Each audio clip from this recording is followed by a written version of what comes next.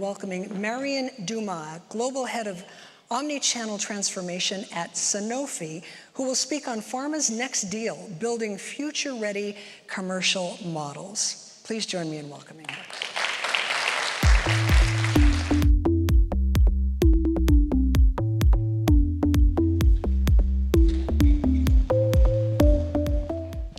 Good morning, everyone. So it looks like I have a bit of pressure because I'm between you and the break.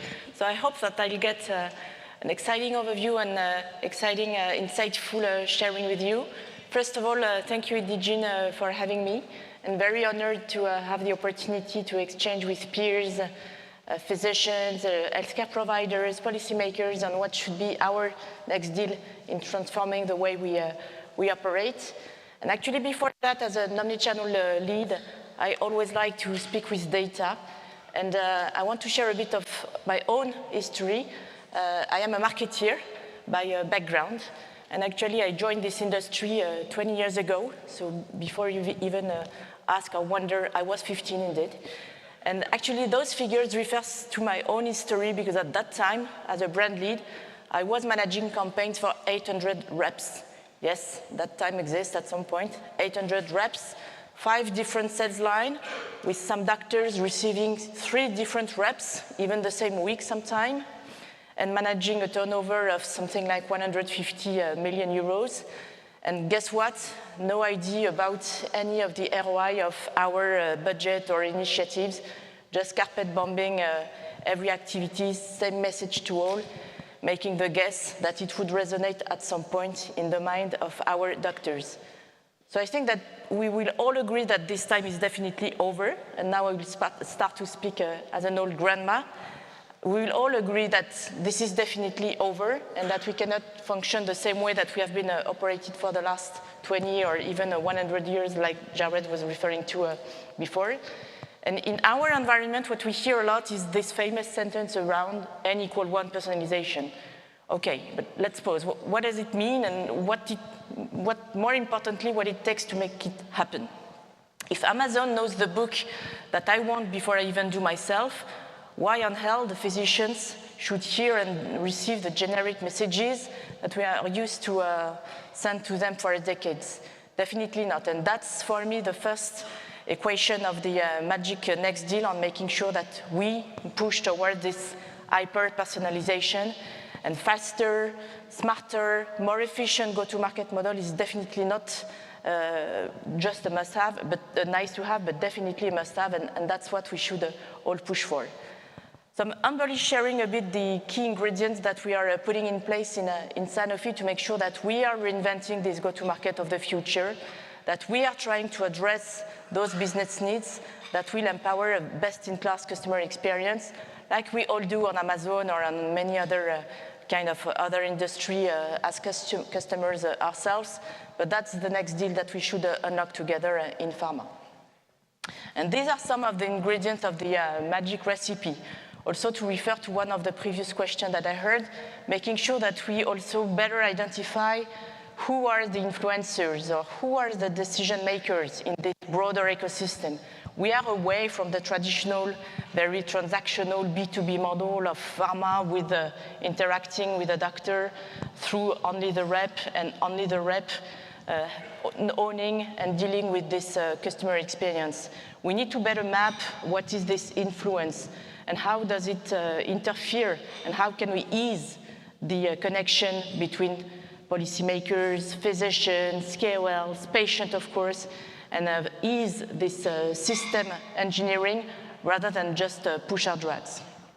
And it comes with a much stronger therapeutic area and personal-based insights. And I'm really talking about insights, not data, but really insights of making sure that we clearly understand what are the gaps, what are the care gaps that we should unlock, what are those moments that matter in the treatment pathway, in the clinical practice, in the reimbursement system that we should unlock, so that all those decision makers in the decision making are truly at ease in making our life as a pharma industry becoming a health partner and not only a drug maker. And finally, making sure that we base all of our planning on performance-driven analytics and omnichannel marketing analytics.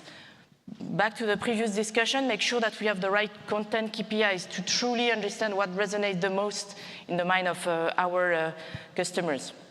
That we have the right geo strategy to identify where to push and have this true precision marketing and precision media approach that has been already a commodity in many other industries, but that is still unlocked fully in our pharma model.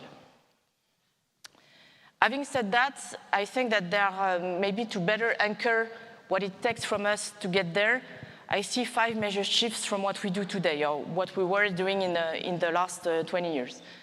One is believing that the rep was the only one owning the customer intimacy and owning the customer engagement. So we should build more and more this kind of orchestration, AI-powered, where we have this ability from also the marketing, putting back on the driver's seat the marketing, on having this view of a true customer 360 view and making sure that the rep is seen as a channel among others and that we can totally seamlessly identify those personal and non-personal channels that we should activate. We don't need a rep for each and every interaction or answer, solution, message that we want to convey with our doctors, our payers, or patients.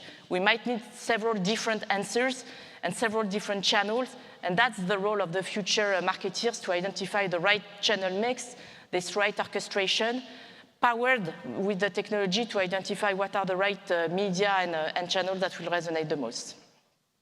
And it relates to number 2, on making sure that indeed in the future, like you all experience on Amazon or in any other platform, that AI is not only a next best action recommender, but that actually the next best action is even powered by the technology itself, so that, I don't know, there is a doctor visiting a website or searching on ChatGPT for a dedicated medicine, that it is actually triggered a specific action that will resonate the most to his last search or keywords or question or sentence. So that's the whole avenue that we are opening with agentic AI, and that's where we will combine actually extractive AI, large language models, and generative AI so that we can produce and generate the content and next best content that resonate the most in the minds of the doctor. Number 3 is around content. And I think it's a bit, I'm used to say that content is king and data is queen. And if we truly want to shoot for an equal one personalization, we need to build this content library, this editorial strategy, those memory of claims, templates, messages that we can activate across several persona and that we can amplify across several personal and non-personal channels. But it has to escape from the traditional, very promotional, brand push messages. We need to think about something that is much more on demand, much less promotional, much more scientific driven, and even more so in a launch setup where we have to be bold and go broad into discovering a new class or opening a new pathway. That's what will resonate the most, and not hearing the same message around our drugs. Number 4 is around addressing the right doctors and addressing the right stakeholders or the right decision makers.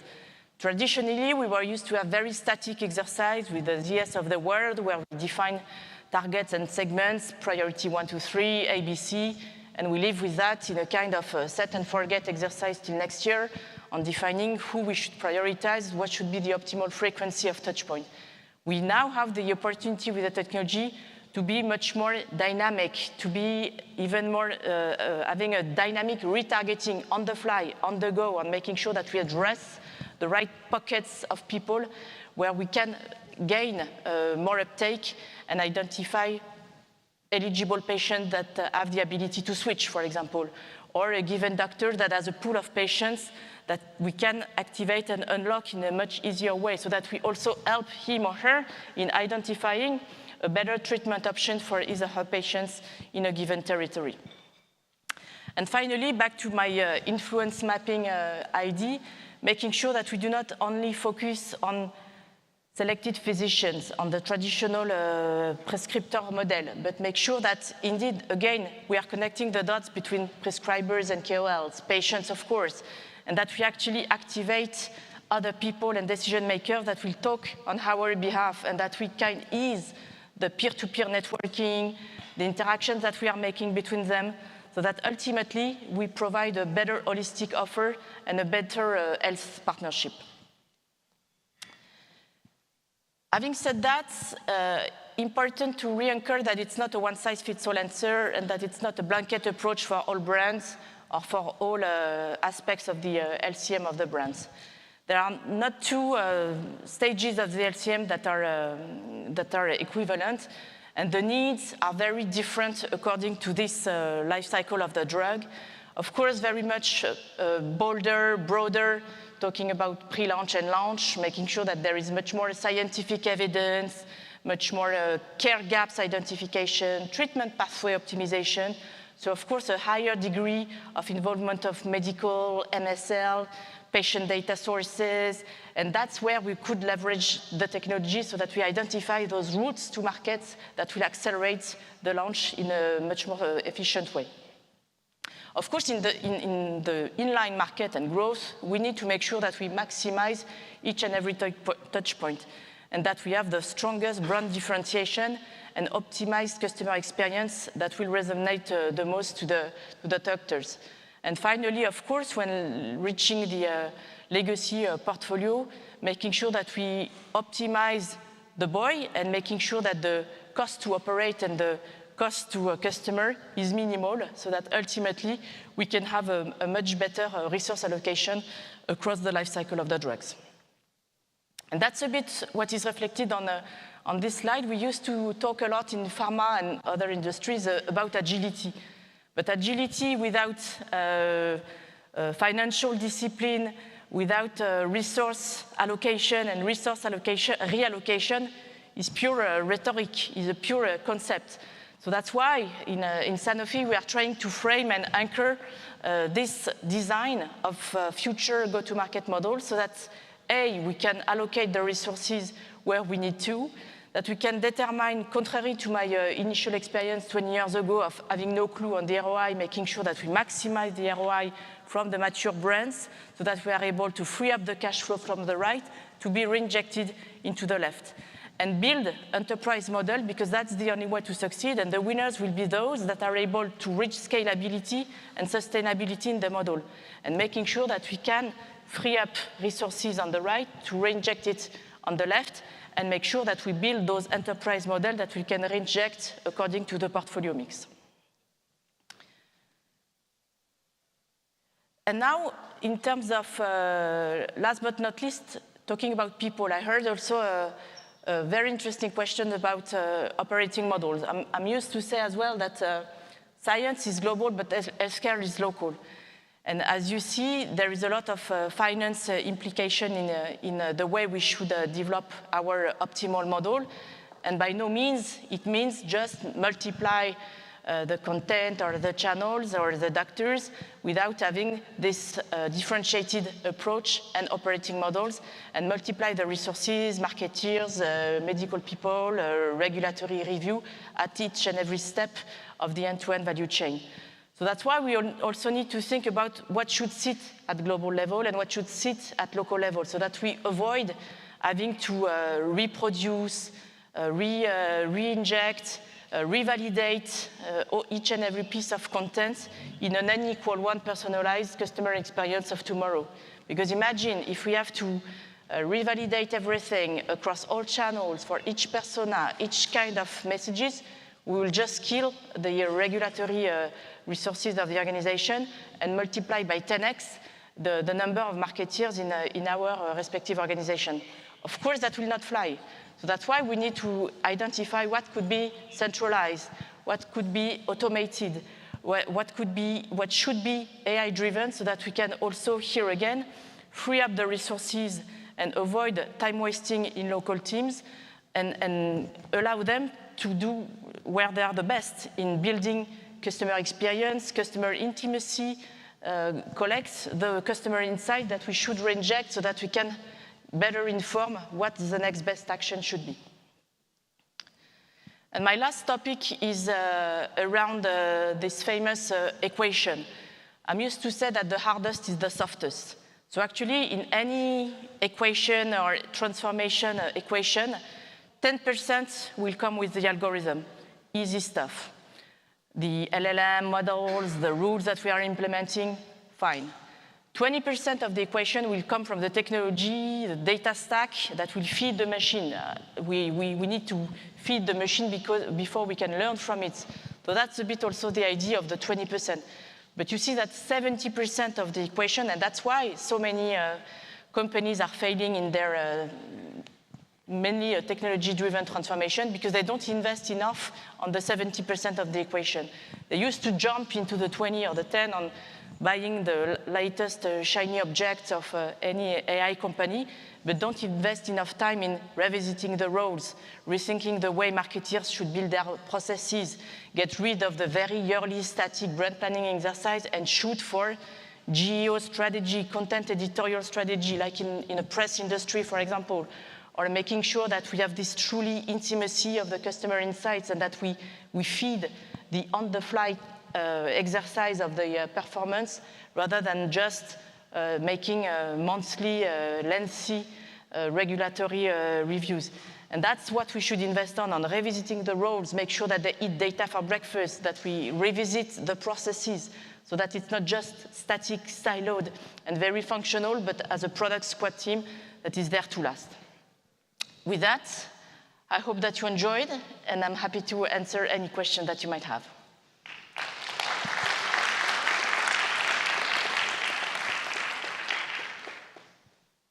If time allows.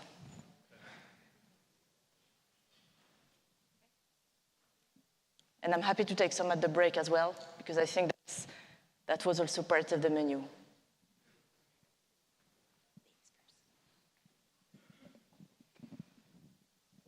Thank you, Marianne. That was very insightful. I absolutely love the last slide you had, the 70, 20, and 10, because almost every company is on the AI race right now, right? AI adoption is a mandate. When you go through a transformation journey where you're taking some manual tasks into an automated workflow, the 70% is where the unlock is, the change management, the cultural shift. So I would like to hear more, maybe during the break, double click on some of what you're looking at in that 70%, how you're bringing the change management to the organization.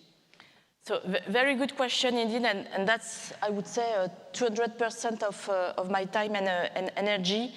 And I think to your points, the role of that 70% is to identify where to apply AI, not only to Jared's point to the commodity AI that everybody will master in 1 year, but those use cases or workflows that will truly make the difference and drive business impact that we can actually leverage the P&L to making sure that we'll drive uplift top line or bottom line. So this is the role of the 70% on making sure that we put the right human intelligence at the right place. And that, for example, marketeers are not just only agency managers that are spending millions in creative campaigns, but making sure that they are becoming more and more customer experience analysts, that they become content editorial strategists, that they become prompt engineers. To the previous question, the beauty will be now indeed ChatGPT, GenAI can come with brilliant content, but the beauty of the future will be for those that are able to prompt properly the ask and the request, so that the tone of voice is the right one, the structure of the message is the right one, the brand identity is respected. And these are all the components that we build the right memory of regulatory rules, assumptions, translation that we can apply at scale. And that is a bit my daily job on finding and identifying what are those new skills, new roles, new operating models, or new processes that we need to revisit. Because my personal view is that the traditional call plan or brand planning exercise is dead or should very soon die. So that's not the way we should operate. We should operate in a much more faster cycle, on-the-flight, hackathon-like world where the marketeers should get their hands and shoes dirty in playing with the tool, read their data, making sure that, okay, they adapt, quickly react, stop, kill, overcome, and adapt on this continuous improvement mode. That's really the new mindset change that we should all own and push in our respective organization.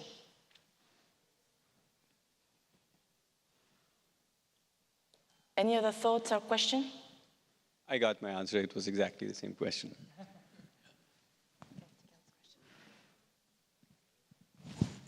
Can I go ahead? I can hear you, I cannot see you. Hi. Hi. Thank you, Marianne. This was a very compelling vision of the future of AI. I come from the branding space. So what I wanted to ask you was that, do you see these AI models, since everybody will have access to more or less the same tools and technologies, becoming a source of differentiation, or will this just be a source of efficiency and more effectiveness without creating differentiation, and sources of differentiation will continue to come from somewhere else? Actually, I see it as both. Short answer is both. And now our roles as leader and change catalyst or transformation agents is to precisely identify where to put the efficiency play and where to put the effectiveness play. And that refers back to my initial slide of the LCM of the brands. I think the more you go towards Z brands, legacy brands, the more you should shoot for AI for productivity, having the right KPIs towards, let's face it, OPEX to sales ratio. And the more you go on the left, the more uncertainty you have about launch readiness, launch success, upcoming drugs.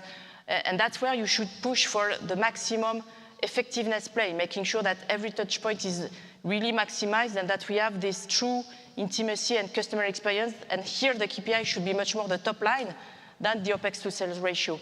And that's why I'm convinced that there will still be a human in the loop, because that will be now our job to leverage this human intelligence to make sure that we put the cursor at the right place and that we allocate the resources where it matters the most. Thank you, Thank Marianne. you all. Please join me in thanking Marianne for her presentation.